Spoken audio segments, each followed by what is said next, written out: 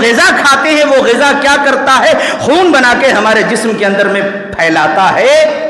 اب اگر غذا ہم نے حرام کھائی، ہمارا کھانا پینا پہننا اگر حرام ہوگا تو وہی حرام خون ہمارے جسم کے تمام حصوں میں پھیلے گا، وہی حرام خون ہمارے دماغ میں بھی جائے گا۔ تو ہمارے دماغ میں اگر حرام خون جائے، ہمارا پورا وجود اگر حرام مال سے پلا بڑھا ہو تو اس دماغ کے اندر میں اچھی باتیں، خیر کی باتیں نہیں آئیں گی۔ اگر اس حرام مال سے، حرام خون سے ہمارا جسم اگر پلا اور بڑھا ہے تو اللہ تبارک و تعالی ہمارے دلوں کے اندر نا امیدی اور مایوسی ڈال دے گا، اس دل کے اندر میں پھر کوئی خیر باقی نہ رہے گی۔ میرے بھائی، اللہ کے رسول صلی اللہ علیہ وسلم نے فرمایا، علامہ البانی رحمہ اللہ نے اس حدیث کو صحیح قرار دیا، صحیح الجامع میں کے اندر بھی اس روایت کو ذکر کیا۔ نبی صلی اللہ علیہ وسلم نے فرمایا، اور اس مفہوم کی کئی حدیثیں ہیں، کل جسد نبت من سحت، ہر وہ جسم کہ جس کی پرورش حرام مال سے ہوئی ہو، حرام مال سے ہی وہ پروان چڑھا ہے، فالنار اولا بھی، وہ جہنم کا زیادہ حقدار ہے۔ اور ایک دوسری روایت کے اندر میں ہے، یہ حسن لغیری ہی روایت ہے، اس مفہوم کی تائید کرتی ہے کہ انہو لا يدخل الجنہ لحم، وہ گوشت جنت میں نہیں جائے گا، نبت من سحت، کہ جس کی پرورش حرام مال سے ہوئی ہو۔ اگر حرام مال سے انسان کے جسم کی پرورش ہوئی ہو تو اس کا دل سیاہ ہو جاتا ہے، وہ جنت میں جانے کے لائق نہیں ہے۔ اور جب دل ہی اس کا خراب ہو جائے تو پھر اس کے دل کے اندر میں قساوت قلبی، بغض، حسد، جلن، نیکیوں سے دوری اور تنفر، اللہ اور اس کے دین کی باتوں سے دوری، اللہ کے ذکر سے دوری، وہ اس کا مقدر بن جاتی ہے۔ وَمَن يُضْلِلْ فَلَا هَادِيَ لَهُ وَأَشْهَدُ أَن لَّا إِلَٰهَ إِلَّا اللَّهُ وَحْدَهُ لَا شَرِيكَ لَهُ وَأَشْهَدُ أَنَّ مُحَمَّدًا عَبْدُهُ وَرَسُولُهُ أَمَّا بَعْدُ فَإِنَّ خَيْرَ الْحَدِيثِ كِتَابُ اللَّهِ وَخَيْرَ الْهَدْيِ هَدْيُ مُحَمَّدٍ صَلَّى اللَّهُ عَلَيْهِ وَسَلَّمَ وَشَرَّ الْأُمُورِ مُحْدَثَاتُهَا وَكُلَّ مُحْدَثَةٍ بِدْعَةٌ وَكُلَّ بِدْعَةٍ ضَلَالَةٌ وَكُلَّ ضَلَالَةٍ فِي النَّارِ۔ يا أيها الذين آمنوا اتقوا الله حق تقاته ولا تموتن إلا وأنتم مسلمون۔ يا أيها الناس اتقوا ربكم الذي خلقكم من نفس واحدة وخلق منها زوجها وبث منهما رجالا كثيرا ونساء واتقوا الله الذي تساءلون به والأرحام إن الله كان عليكم رقيبا۔ يا أيها الذين آمنوا اتقوا الله وقولوا قولا سديدا يصلح لكم أعمالكم ويغفر لكم ذنوبكم ومن يطع الله ورسوله فقد فاز فوزا عظيما۔ فأعوذ بالله من الشيطان الرجيم، بسم اللہ الرحمن الرحیم۔ قاف والقرآن المجید بل عجبوا أن جاءهم منذر منهم فقال الكافرون هذا شيء عجيب أإذا متنا وكنا ترابا ذلك رجع بعيد قد علمنا ما تنقص الأرض منهم وعندنا كتاب حفيظ بل كذبوا بالحق لما جاءهم فهم في أمر مريج أفلم ينظروا إلى السماء فوقهم كيف بنيناها وزيناها وما لها من فروج والأرض مددناها وألقينا فيها رواسي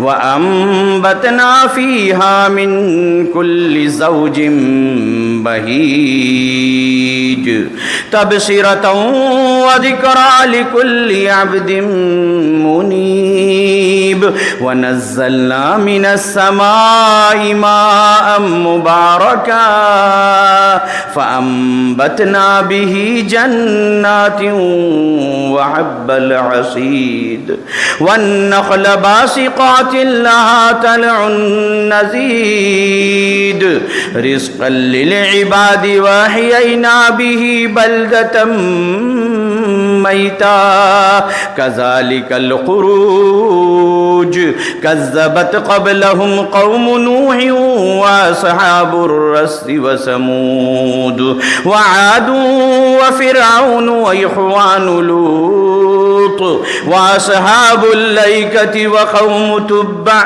كل كذب الرسل فحق وعيد أفعينا بالخلق الأول بل هم في لبس من خلق جديد وقال الله جل وعلا في كتابه العزيز وفي فرقانه المجيد أو كما قال النبي صلى الله عليه وسلم في حديث صحيح يا أيها الذين آمنوا كلوا من طيبات ما رزقناكم واشكروا لله وقال موضع آخر يا أيها الرسل كلوا من الطيبات واعملوا صالحا وقال النبي صلى الله عليه وسلم كما رواه ابن ماجه بسند صحيح وأورده الألباني رحمه الله في سلسلة صحيحة كل جسد نبت من سحت فالنار أولى به أو كما قال النبی صلی اللہ علیہ وسلم۔ تمام قسم کی تعریفات، بڑائی، بزرگی، کبریائی، تن تنہا، اکیلے، بلا شرکت غیر اس اللہ رب العالمین کے لیے لائق و زیبا ہے کہ جس نے اس کائنات کو اور اس میں رہنے والی تمام مخلوقات کو وجود بخشا، اور لاکھوں کروڑوں درود و سلام نازل ہوں ہمارے اور آپ کے آخری نبی حضرت محمد صلی اللہ علیہ وسلم پر، کہ جن کے اس کائنات میں تشریف لانے سے کفر و شرک کی تاریکیاں چھٹ گئیں اور ہر چہار جانب توحید و ایمان کی کرنیں پھیل گئیں۔ معزز سامعین، جیسا کہ جمعے کے خطبے کا موضوع پہلے سے بتایا گیا کہ اکل حرام اور سکون قلب، یعنی انسان کے قلب یا اس کے دل کے سکون کا زوال، ہم اور آپ جو بھی اس دنیا میں موجود ہیں آج کل مختلف قسم کی پریشانیوں سے ہم دوچار ہیں۔ ان میں ایک بہت بڑی پریشانی یہ ہے کہ ہمیں قلبی سکون میسر نہیں ہے۔ اللہ تبارک و تعالیٰ نے مال بھی عطا کر رکھا ہے، اگر بہت زیادہ نہیں تو تو کم از کم اتنا ضرور ہے کہ آدمی کسی کا دست نگر نہیں، کسی کا محتاج نہیں، آدمی کھا رہا ہے، پی رہا ہے، کما رہا ہے، اور جس کو اللہ تبارک و تعالیٰ نے کثرت کے ساتھ مال عطا کیا ہے، مال و دولت کی بڑی فراوانی ہے، بہت زیادہ فراوانی ہے، وہ بھی پریشان حال ہے، ڈپریشن کا شکار ہے۔ جو آج کل آپ ڈاکٹروں کے پاس جائیں یا سروے رپورٹ دیکھیں کہ زیادہ تر لوگ جن پریشانیوں کا شکار ہے، جن پریشانیوں کے اندر مبتلا ہیں، ان میں ایک یہ ہے کہ دل کا عارضہ، دل کی بیماری، دل کا دورہ وغیرہ پڑنا، یا یہ کہ ڈپریشن کا شکار، ذہنی تناؤ، ٹینشن، ان چیزوں کا ہم شکار ہیں۔ یہ پورے کا پورا معاشرہ اسی میں پڑا ہوا ہے۔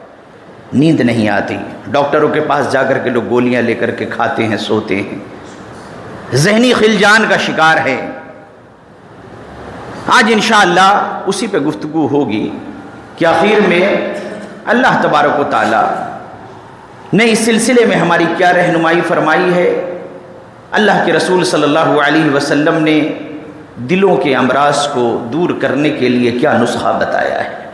نسخے تو بہت سارے ہیں، لیکن ایک بنیادی چیز جس پہ آج میں گفتگو کر رہا ہوں آپ کے سامنے، وہ ہے حلال و حرام کی تمیز۔ آپ جانتے ہیں کہ انسان کا جو جسم ہے، یہ جو انسان کا وجود ہے، اس کی جو یہ باڈی ہے، دنیاوی اعتبار سے، طبی اعتبار سے انسان کا جسم زندہ مانا جاتا ہے۔ کب مانا جاتا ہے؟ کہ جب اس کے دل کی دھڑکن چل رہی ہو۔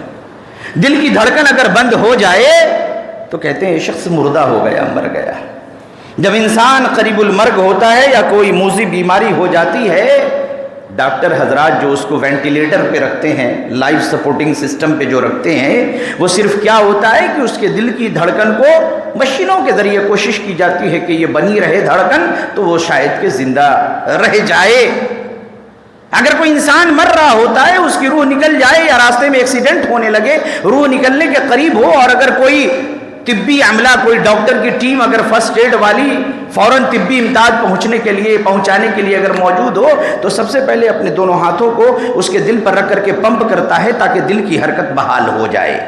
گویا کہ انسانی زندگی کے وجود کے لیے اس کی علامت کہ انسان زندہ ہے، دل کی دھڑکن ہی اس کی علامت ہے۔ اور جب ہم انسان کوئی غذا کھاتا ہے، کوئی کھانا کھاتا ہے، تو انسان جو غذا لیتا ہے، جب وہ کھانا کھاتا ہے تو کھانا کھانے کے بعد اس غذا کے ذریعے اس کے جسم میں خون بنتا ہے۔ جب وہ خون بنتا ہے تو وہ خون دل کے پاس آتا ہے، اور وہ دل کیا کرتا ہے کہ اس خون کو پمپ کرتا ہے۔ طبی اعتبار سے آپ جانتے ہیں کہ دل کا جو دھڑکنا ہے، یعنی دل پھولتا ہے اور پچکتا ہے، سسٹول اور ڈائسٹول، یہ انگریزی میں طبیب کے یہاں وہ ان کی اصطلاح ہے، دلوں کا دھڑکنا۔ یہ کیا کرتا ہے دل کے انسان کے جسم میں جو غذا سے خون بنا ہے، اس خون کو وہ دل انسان کے جسم کے شریانوں میں، رگ میں، پٹھوں میں، اس کے نسوں میں اس خون کو پھیلاتا ہے۔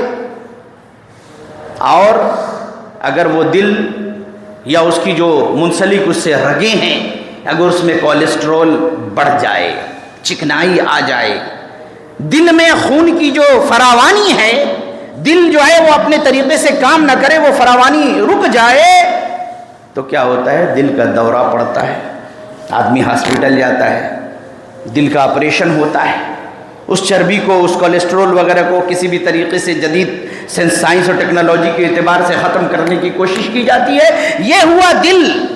اور اللہ کے رسول صلی اللہ علیہ وسلم جسمانی اعتبار سے یہ چیزیں ہیں، لیکن انسان جسمانی طور پر زندہ ہے، سانس لے رہا ہے، کھا رہا ہے، پی رہا ہے، لیکن کبھی کبھی ایسا ہوتا ہے کہ ہم اور آپ میں سے بہت سارے لوگ زندہ ہیں، لوگوں کی نظروں میں ہم زندہ ہیں، لیکن روحانی اعتبار سے ہمارا شمار اگر دیکھا جائے تو زندوں میں نہیں، بلکہ ہمارا شمار اللہ کے نزدیک مردوں میں ہے۔ کس اعتبار سے؟ اگر انسان کا قلب سیاہ ہو جائے، اگر انسان کا دل مردہ ہو جائے، مال ہے، دولت ہے، جوانی ہے، طاقت ہے، بڑے بڑے اسپورٹس ایونٹ میں حصہ لے رہا ہے، ایتھلیٹ ہے، بڑا پائلٹ ہے، طیارے کو اڑا رہا ہے، ڈاکٹر ہے، انجینئر ہے، بڑا پیسے والا ہے، مال والا ہے، لیکن اگر اس کا دل سیاہ ہو چکا ہے، دل مردہ ہو چکا ہے، دل اگر اس کا بیکار ہے روحانی اعتبار سے تو وہ زندہ رہ کر کے بھی مردے سے بھی بدتر ہے۔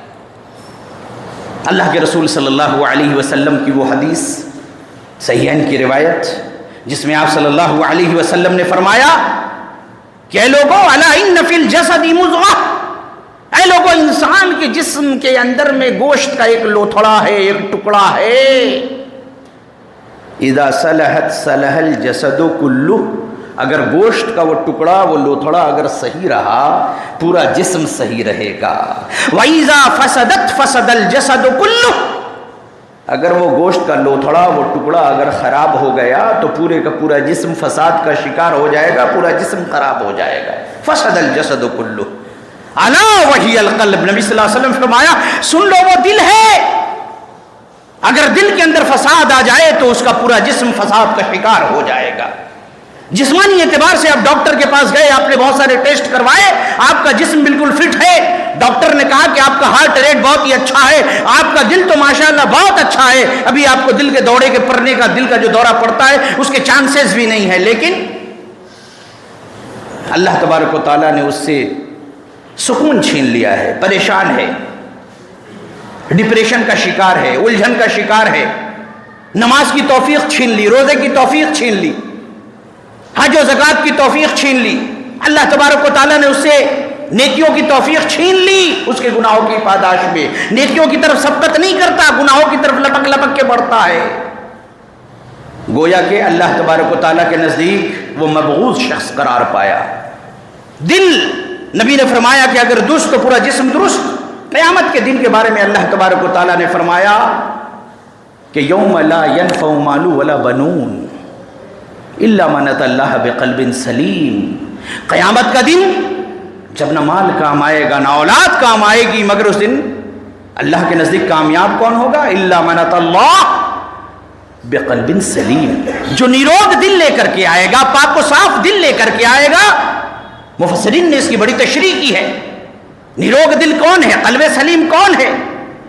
وہ دل المطمئن الی السنہ، جو سنت پر مطمئن ہو، الخالی من البدع والشرک، بدعت و شرک سے پاک ہو، جس کے دل کے اندر میں کینہ، بغض، حسد، جلن، یہ تمام چیزیں نہ ہوں، وہ کامیاب ہوگا۔ تو اب سوال یہ پیدا ہوتا ہے کہ وہ دل جس کے بارے میں نبی صلی اللہ علیہ وسلم نے فرمایا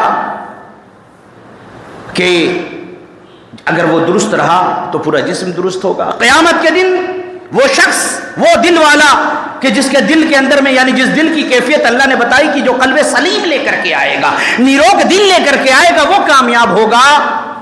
تو آخر یہ قلب سلیم پیدا ہو کیسے؟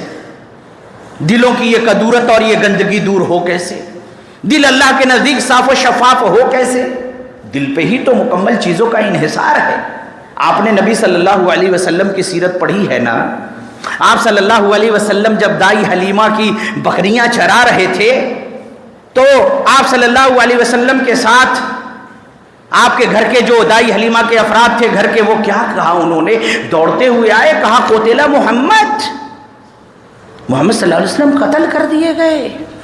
جبرائیل علیہ السلام آئے، انہوں نے اللہ کے رسول صلی اللہ علیہ وسلم کے سینہ مبارک کو شاق کیا، پھاڑا، کاٹا، چیرا، دل کو نکالا، صاف کیا، دھو دھا کر کے پھر اس کو لگا دیا۔ 2 دفعہ آپ صلی اللہ علیہ وسلم کا شق صدر ہوا۔ تو آپ صلی اللہ علیہ وسلم کو نبوت کی ذمہ داری دی جانی تھی، اللہ تبارک و تعالیٰ نے اپنے نبی کے دل کو پاک و صاف کر دیا، تطہیر کی گئی اس کی۔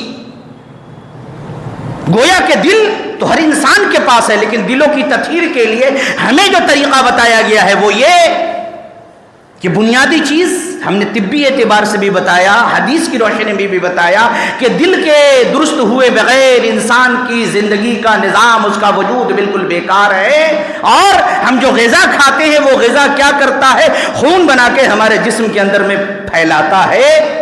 اب اگر غذا ہم نے حرام کھائی، ہمارا کھانا پینا پہننا اگر حرام ہوگا تو وہی حرام خون ہمارے جسم کے تمام حصوں میں پھیلے گا، وہی حرام خون ہمارے دماغ میں بھی جائے گا۔ تو ہمارے دماغ میں اگر حرام خون جائے ہمارا پورا وجود اگر حرام مال سے پلا بڑھا ہو تو اس دماغ کے اندر میں اچھی باتیں، خیر کی باتیں نہیں آئیں گی۔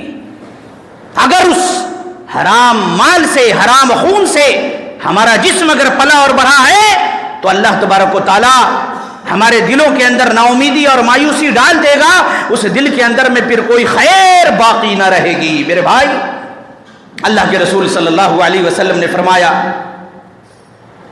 علامہ البانی رحمہ اللہ نے اس حدیث کو صحیح قرار دیا، صحیح الجامع میں کے اندر بھی اس روایت کو ذکر کیا۔ نبی صلی اللہ علیہ وسلم نے فرمایا، اور اس مفہوم کی کئی حدیثیں ہیں، کل جسد نبت من سحت، ہر وہ جسم کہ جس کی پرورش حرام مال سے ہوئی ہو، حرام مال سے ہی وہ پروان چڑھا ہے، فالنار اولا بہ، وہ جہنم کا زیادہ حقدار ہے۔ اور ایک دوسری روایت کے اندر میں ہے، یہ حسن لغیری ہی روایت ہے، اس مفہوم کی تائید کرتی ہے کہ انہ لا يدخل الجنہ لحم، وہ گوشت جنت میں نہیں جائے گا، نبت من سحت، کہ جس کی پرورش حرام مال سے ہوئی ہو۔ اگر حرام مال سے انسان کے جسم کی پرورش ہوئی ہو تو اس کا دل سیاہ ہو جاتا ہے، وہ جنت میں جانے کے لائق نہیں ہے۔ اور جب دل ہی اس کا خراب ہو جائے تو پھر اس کے دل کے اندر میں کساوت قلبی، بغض، حسد، جلن، نیکیوں سے دوری اور تنفر، اللہ اور اس کے دین کی باتوں سے دوری، اللہ کے ذکر سے دوری، وہ اس کا مقدر بن جاتی ہے۔ حضرت ابوبکر صدیق رضی اللہ عنہ کا بڑا مشہور واقعہ ہے، یہ آپ نے بارہا سنا ہوگا جمعہ کے خطبوں میں۔ آپ کا ایک غلام تھا، بخاری کی روایت ہے، وہ مکاتب غلام تھا، مطلب زمانہ جاہلیت کے اندر میں اسلام کا ایک قانون ہے کہ اگر کوئی کسی کا غلام ہو، اگر وہ اس سے مکاتبت کر لے، اجیر ہو، یعنی کہ اس سے مکاتبت ہو جائے کہ بھائی تم مجھے اتنی رقم اتنے دنوں کے اندر اگر دے دو گے یا اتنے اوقات میں یا جب بھی، تو تم میری طرف سے آزاد ہو۔ ابوبکر صدیق رضی اللہ عنہ کا وہ غلام جاتا تھا، روزانہ محنت مزدوری کرتا تھا، اس محنت مزدوری سے جو ملتا تھا لا کر کے اپنے آقا حضرت ابوبکر صدیق رضی اللہ عنہ کو، اپنے مالک کو دے دیتا تھا۔ ایک دن وہ روٹی کا ایک ٹکڑا لے کر کے آیا، ایک روٹی لے کر کے آیا، ابوبکر صدیق رضی اللہ عنہ کو دیا۔ ابوبکر صدیق رضی اللہ عنہ بھوکے تھے، آپ نے اس روٹی کو کھا لیا۔ اس نے پوچھا کھانے کے بعد کہ امیر المومنین، اے خلیفہ رسول، کہ آپ کو خبر ہے کہ یہ روٹی آئی کہاں سے ہے، میں کہاں سے لایا ہوں؟ کہا کہ نہیں، میں نہیں پتا، بتاؤ کہاں سے لائے ہو؟ کہا کہ زمانہ جاہلیت میں حدیث کے الفاظ ہے، کنت تکہنت لانسان فی الجاہلیہ، زمانہ جاہلیت کے اندر میں اسلام سے پہلے میں نے ایک کہانت کی تھی۔ کہانت یعنی کہ غیب کی خبریں بتانا، اس کے اندر حدیث کے الفاظ ہے کہ میں اچھے سے اس فن کو جانتا بھی نہیں تھا، بس ایسے ہی جھوٹ موٹ الا خدعتہ کے الفاظ ہیں، میں نے اس کو دھوکہ دیا، کچھ پوچھا ایسا ہی بتا دیا، ہاں یہ ہوگا وہ ہوگا۔ آج وہ شخص مجھے ملا، اس نے اس کے اجرت کے طور پر یہ چیز دی، اور وہ روٹی میں آپ کے پاس لے کر کے آیا جو آپ نے کھایا۔ اللہ اکبر۔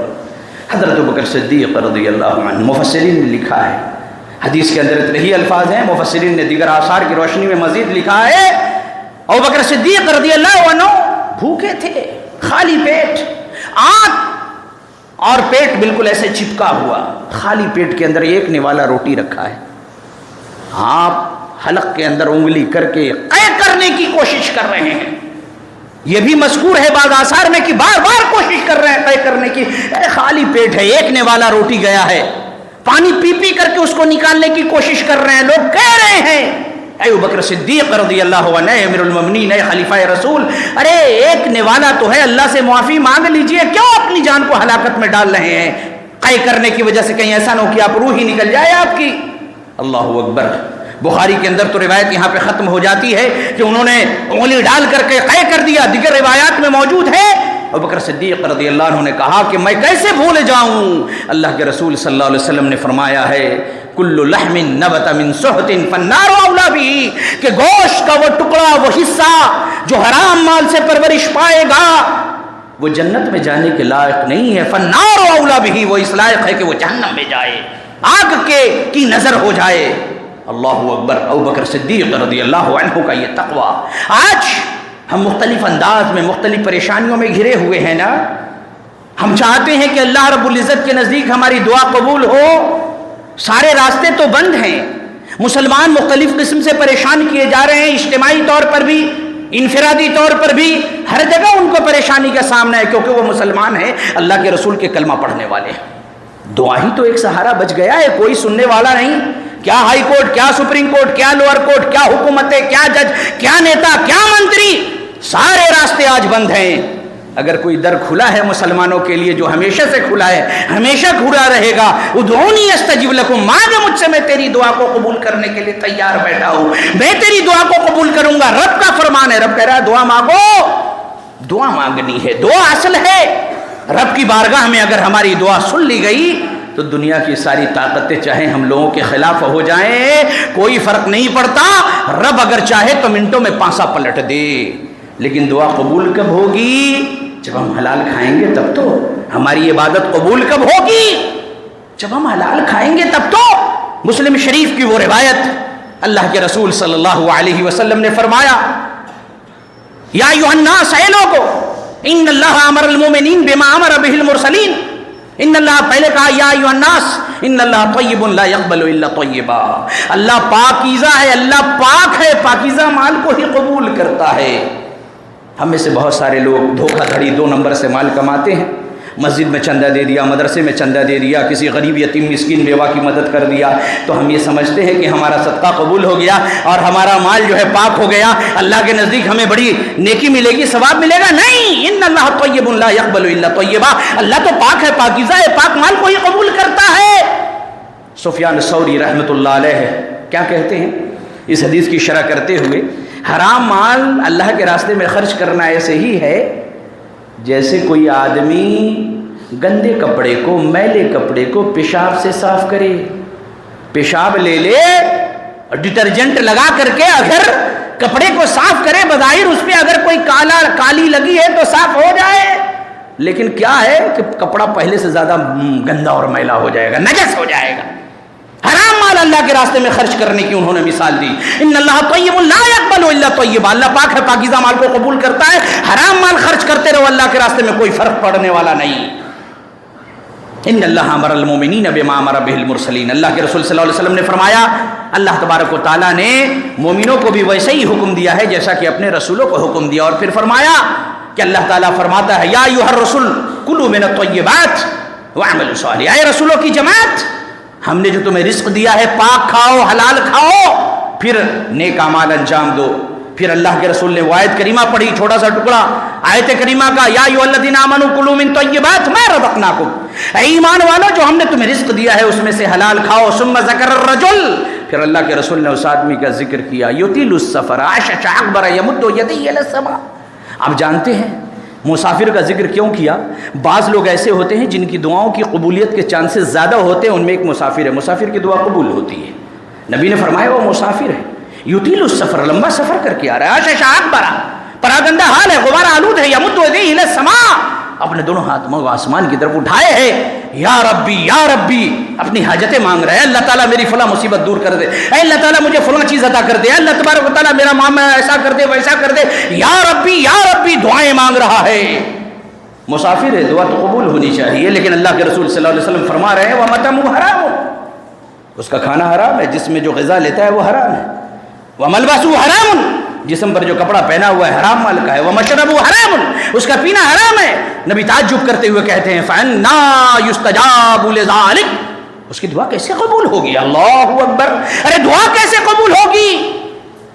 دعا کی قبولیت کے لیے ضروری ہے کہ انسان حلال کھائے، اگر حرام مال کھا کے، حج کر کے، عمرہ کر کے، خانہ کعبہ میں جا کے خانہ کعبہ کے غلاف کو پکڑ کر کے بھی رگڑ گرگرا کے بھی دعا مانگے، اگر حرام کھائے گا تو دعا قبول ہونے والی نہیں ہے۔ حلال کھائے گا تب یہ بات ہے کہ یا تو جو دعا مانگی ہے فوراً قبول ہوگی، یا نہیں ہوگی تو اس کے بدلے میں اللہ کسی مصیبت کو دور کر دے گا، اور اگر یہ بھی نہیں ہوا تو اللہ تعالیٰ آخرت میں اس دعا کے بدلے میں اس کو اجر عطا کرے گا۔ کب؟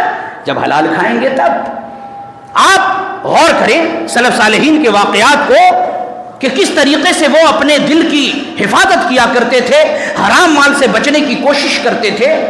امام احمد بن حنبل رحمۃ اللہ علیہ، امام السنہ، اپنے زمانے کے سب سے بڑے جلیل القدر امام، محدث عصر، نہ جانے 60-70 ہزار کتنی حدیثوں کے اندر میں کہتے ہیں 6 سے 7 لاکھ حدیثوں سے انہوں نے 60 سے 70 ہزار حدیثوں کو چن کے مسند احمد میں منتخب کیا. ان سے بڑھ کر کے حدیث کا کوئی حافظ محدثین میں سے اس روئے زمین پر نہیں گزرا.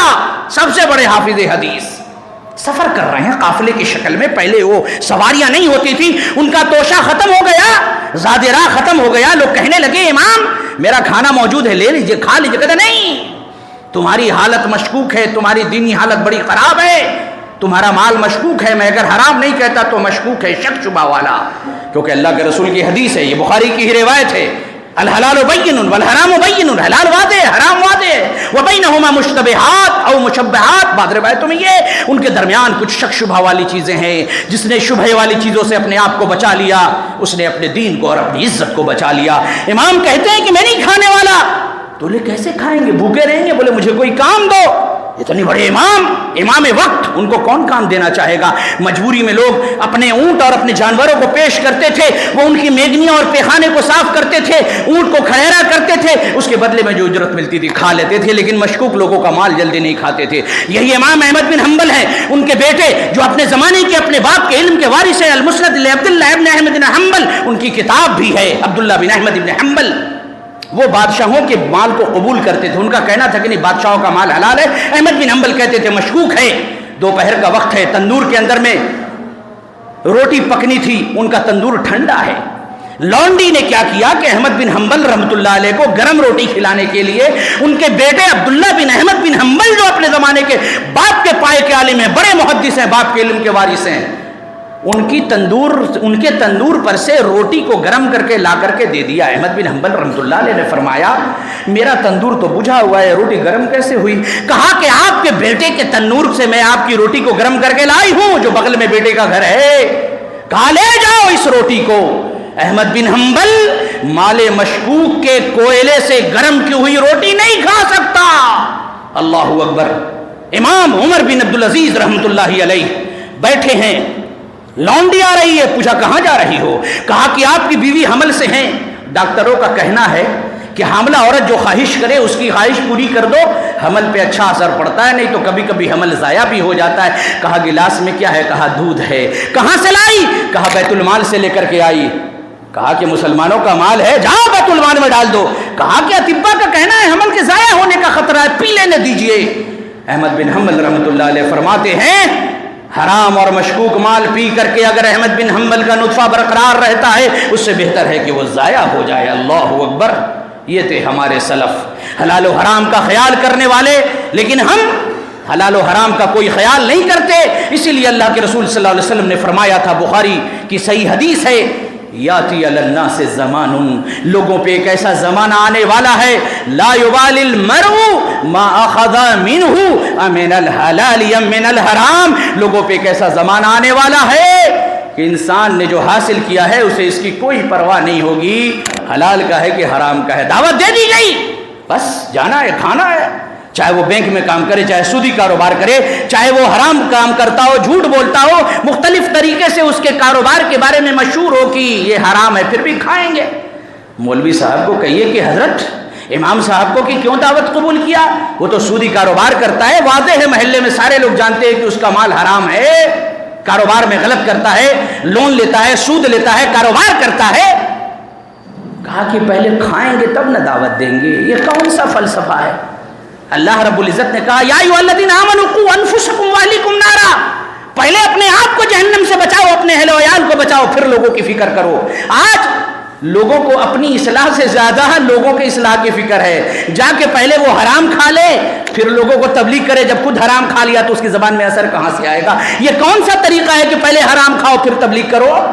حرام کھانے کے ذریعے ڈھونڈ کے رکھے ہیں ہم نے. اللہ تبارک و تعالیٰ سے دعا ہے کہ اللہ تبارک و تعالیٰ ہمیں حلال کی توفیق دے, حرام سے بچنے کی توفیق دے, اپنے کاروبار میں, معاملات میں حتی المقدور اس بات کی ہمیں توفیق دے کہ ہم کوشش کریں کہ حرام سے بچیں. ہمارے جسم میں اگر جائے تو حلال مال جائے, اگر ہمارا کھانا ہو پینا ہو تو وہ حلال ہی ہو, حرام سے ہم بچیں, حرام سے ہم اجتناب کریں. اگر ہم بزنس مین ہیں, کاروباری ہیں, ایک کاروباری ہے, مان لو 50 روپے کیلے, 50 روپے درجن کیلا بیچ رہا ہے, وہ خرید کے لایا ہے 30 روپے, کسٹمر کہتا ہے کہ جناب 45 روپے میں دے دیجئے, وہ کہتا ہے گھاٹا لگ جائے گا. جھوٹ بولا, اس نے پوری آمدنی اپنی حرام کر لی. کہہ دے کہ پوساتا نہیں ہے, ہم سے نہیں ہوگا بھائی، اتنا ہی میں دیں گے، لینا ہے لو، نہیں لینا ہے مت لو۔ کہہ دیا کہ خرید بھی نہیں پڑتا ہے، پوسائے گا نہیں، گھاٹا لگ جائے گا۔ بیچنے کے لیے جھوٹ بول کر کے اس نے اپنے مال کو حرام کر لیا۔ بڑے افسوس کا مقام ہے کہ اتنی گرمی میں بیٹھا اپنا سامان بیچ رہا ہے اور اپنے تھوڑے سے بے وقوفی کی وجہ سے اپنے حلال محنت کو وہ حرام کر لے رہا ہے۔ اللہ رب العزت سے ہم دعا گو ہیں کہ اللہ تبارک و تعالی ہمیں حلال کھانے کی توفیق دے، حرام سے بچنے کی توفیق دے، اور علماء سے مل کر کے اس کو سمجھنے کی توفیق دے کہ کیا چیزیں حرام ہیں، کیا چیزیں حلال ہیں۔ اپنے دماغ سے فیصلہ نہ کرے۔ علماء موجود ہیں، علماء سے ملے، پوچھے، بغیر علماء سے ملے ان سے پوچھے، علم حاصل کیے بغیر نجات نہیں پا سکتا۔ علماء سے مل کر کے جاننے کی کوشش کرے کیا حلال ہے کیا حرام ہے، کون چیز ناجائز ہے کون چیز ناجائز ہے۔ اقول قولی ھذا واستغفر اللہ لی ولکم ولسائر المسلمین آمین، وآخر دعوانا ان الحمد للہ رب العالمین۔